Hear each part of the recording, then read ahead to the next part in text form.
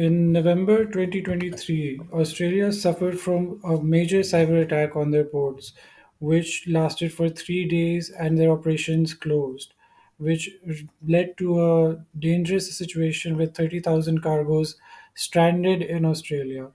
In this panel today, we will discuss the cybersecurity situation and how it affects ports in Pakistan and around the globe.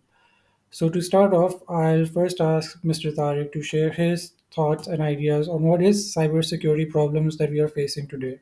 Tariq? तो basically Yusuf cyber attacks जो है basically अभी जो recent एक attack हमने देखा था Australia में जो हुआ था लास्ट मेरे ख्याल से नवंबर में हुआ था डीपी वर्ल्ड के ऊपर जिससे जो ऑस्ट्रेलिया के 4 मेजर पोर्ट्स थे वो अफेक्ट हुए थे। सो सेम सिनेरियोज अगर हम अपने कंट्री से अगर लगा के देखें पाकिस्तान से कि यहाँ पे क्या साइबर अटैक्स के चांसेस हैं, तो अगर ऑस्ट्रेलिया जैसी कंट्री जो है वो सफ़र कर सकती है जहाँ पे सिक्योरिटी जो है वो कंप्यूटर सिस्टम इतने स्ट्रांग हो सकते हैं, वहाँ पर ये चीज़ पॉसिबल हो सकती है, तो पाकिस्तान में जो है इस चीज़ के और मज़ीद चांसेस हैं। और ये बेसिकली ये होता है कि बस वायरसेस के थ्रू मालवेयर, फिशिंग और इस टाइप की जो अटैक्स होते हैं, इसके थ्रू जो ये अटैक्स जो एग्जीक्यूट किए जाते हैं हैकर्स की तरफ से। तो जिसका इम्पैक्ट जो है वो बहुत ह्यूज हो सकता है, क्योंकि अगर पोर्ट पे अगर कोई साइबर अटैक इस टाइप का होता है तो वो जो है ना वो मेजर डैमेज कर सकता है इंडस्ट्री को, क्योंकि सारी शिपिंग्स और हमारी मेजर इंपोर्ट ही हो रही होती है, तो समझ लें कि पाकिस्तान की जो प्रोडक्शन की प्रोडक्टिविटी है वो बिल्कुल ज़ीरो हो जाएगी इन केस अगर ऐसा कुछ प्रॉब्लम होता है तो। सो मेरा ये पॉइंट ऑफ व्यू है कि मतलब सिक्योरिटी स्ट्रांग होनी चाहिए हमारी पोर्ट के हवाले से। और जो भी चीज़ें हैं ना, जो भी मतलब सिक्योरिटी जो लोग भी देख रहे हैं पोर्ट की, उनको चाहिए कि अपने सिस्टम को स्ट्रॉन्ग करें, और ताकि ये चीज़ जो है वो मिनिमम हो सके, इस टाइप का कोई चीज़ जो ऑस्ट्रेलिया में फेस हुआ है वो हमारे मुल्क में ना हो। बिल्कुल, बहुत एक अच्छा पॉइंट आपने लाया कि साइबर सिक्योरिटी की बहुत इम्पोर्टेंस है। तो दैट जी। Brings me to my next question from Ali भाई। What is the cyber security situation in the globe और पाकिस्तान के पोर्ट्स में साइबर सिक्योरिटी कैसी है?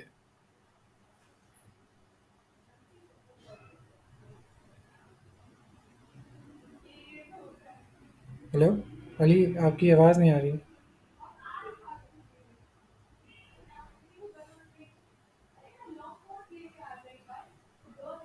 हेलो? एक मिनट पॉज़ कर देता हूँ। जी अली।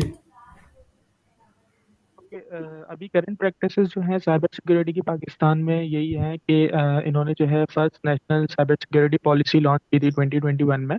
और वो पॉलिसी जो है वो फोकस करती है 4 मेजर एरियाज पे, जिसमें फर्स्ट हमारा लीगल एंड रेगुलेटरी फ्रेमवर्क है, second one is technical issues, third is capacity building and awareness, and fourth one is the international cooperation.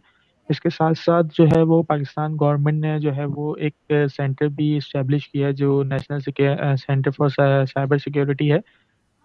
वो इसी चीज़ पे वर्किंग कर रहा है कि how to mitigate the cyber security challenges.